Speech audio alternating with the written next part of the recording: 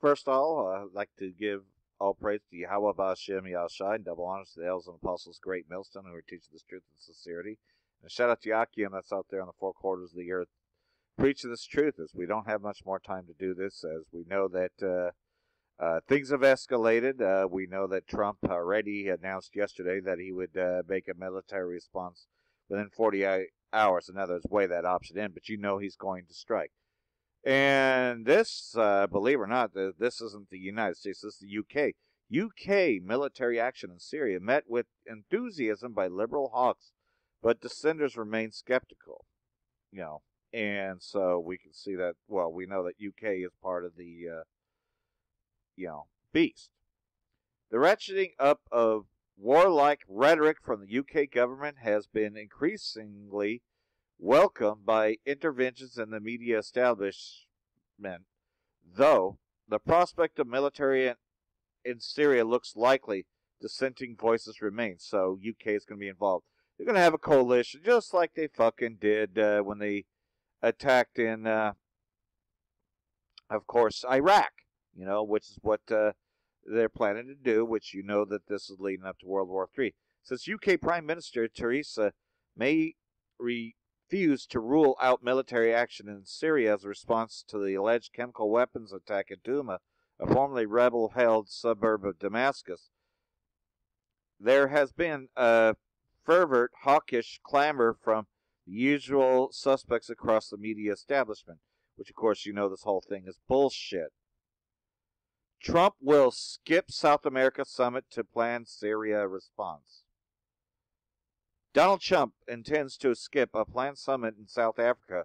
The president will instead remain in the United States to oversee the American response to an alleged chemical weapons attack in Syria by government forces. Trump was due to attend the Summit of the Americas in Lima, Peru, on Friday, and Saturday he was expected to urge allies to take a hard line on Venezuela, but his opportunity in the region may have stifled talks. And of course, like everything else, though, you know as well as I do that that's our people.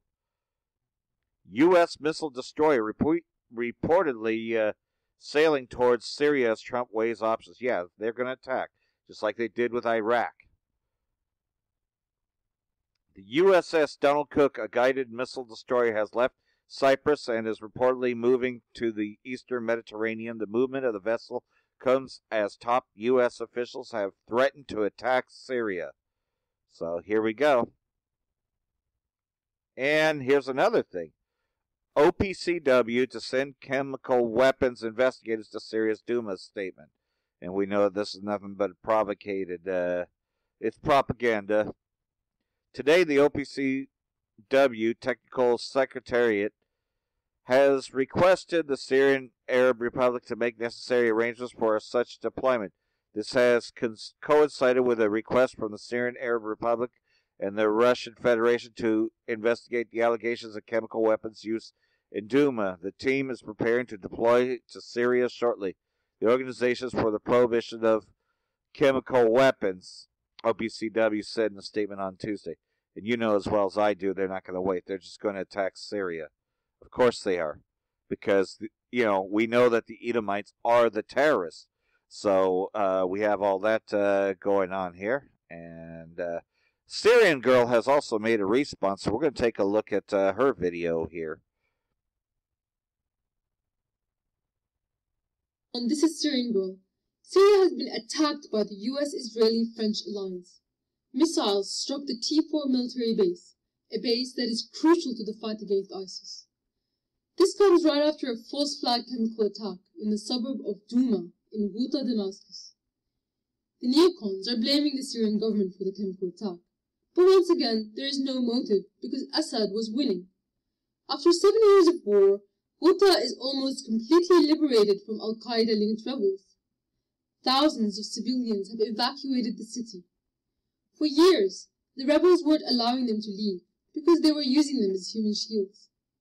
Most rebel groups in Ghouta surrendered, but one rebel group called the Army of Islam, which controls Douma, refused. This is because they believed that they had leverage in the form of civilian hostages that they kidnapped from a nearby pro-Assad Alawite town called Adra. They were taken by Sunni rebels last August. تم أسر هذه النساء والأطفال والآن كما ترون أنتم أمنين نحن مكان جيد. The Army of Islam, one of the groups the US listed as moderate, kidnapped men, women and children. They put them in cages and paraded them around the city of Douma, saying that if Assad bombs the rebels, the hostages would die. They were literally using them as human shields. A few weeks ago, they released footage of these hostages walking through an underground tunnel in Douma, injured and distressed.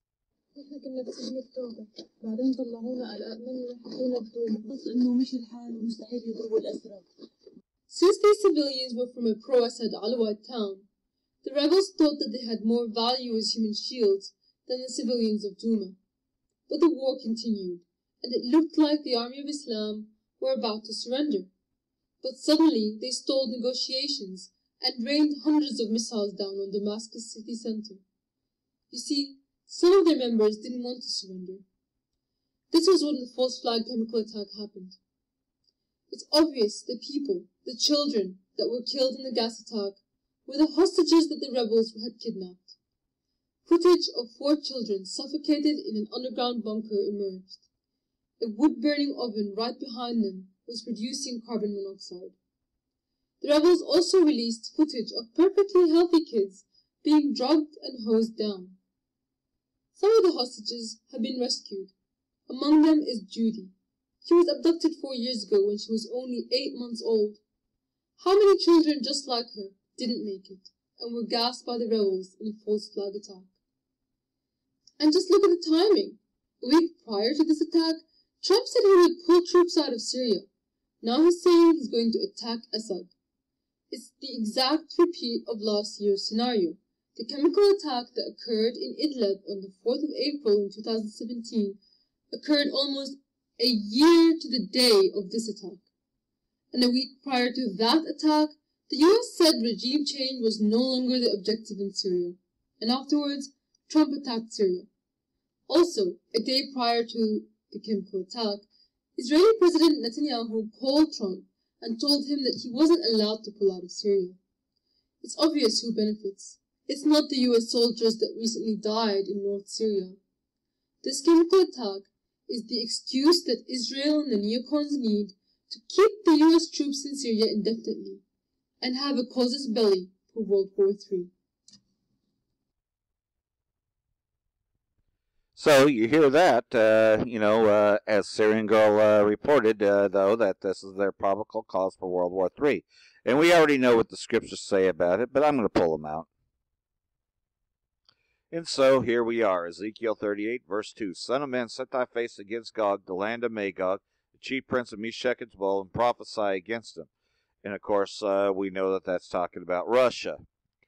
And say, thus saith Yahweh, behold, I am against thee, O Gog, chief prince of Meshech and Tubal.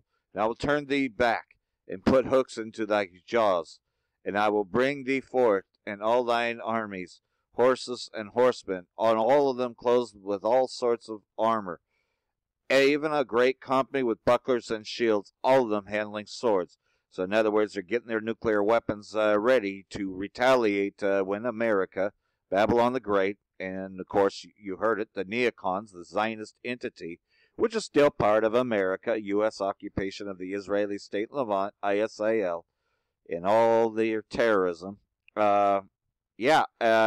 Persia, Ethiopia, Libya with them, all of them with shield and helmet.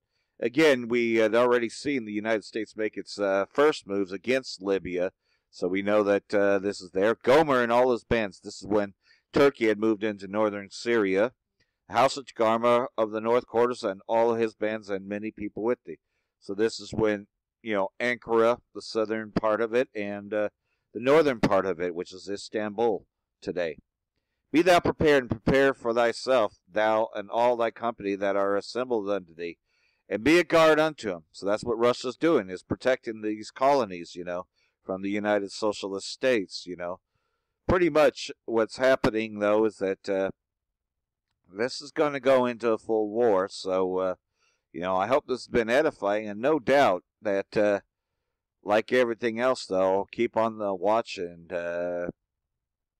Stay repenting. Come back to the law, statutes, and commands of the Most High. This is going to continue to escalate. He will attack. Guaranteed. There's a destroyer already out there. You know that. Shalom.